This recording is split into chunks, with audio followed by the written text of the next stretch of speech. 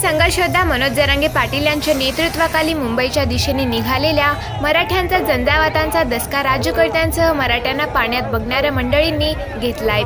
संबंध महाराष्ट्रातील मराठ्यांसह या मराठ्यांच्या झंझावातामध्ये पंढरपूर शहर व तालुक्यातील हजारो मराठा बांधव दाखल झाले आहेत आणि अजूनही अनेक मराठा बांधव येथून मुंबईकडे कूच करत आहेत। काल रात्री पंढरपुरातून मराठा कार्यकर्ते स्वागत कदम यांनी सहकारी मराठा बांधवांसह मुंबईकडे रवाना होताना पुढील प्रमाणे आपली प्रतिक्रिया दिली। मनोज जरांगे पाटील यांनी जसं 20 तारखेला मोर्चा पुकारला आहे, पंढरपुरातनं बरेच काय निघाले आहेत। पंढरपूर शहर व तालुक्यातनं किती जण निघाले याचा अंदाजा बी आम्ही लावू शकत नाही की एवढे लोक निघालेत। आज आम्ही जवळजवळ 2 गाड्या आम्ही 15-20 जण निघालो आहेत। आणखीन आमचे सहकारी कोण कोण कुठे आहेत ते बी निघालेले आहेत।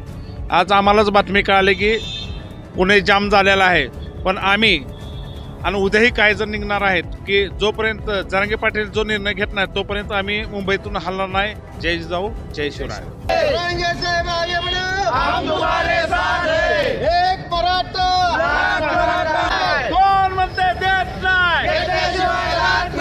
आरक्षण आमच्या हक्काचं नाही,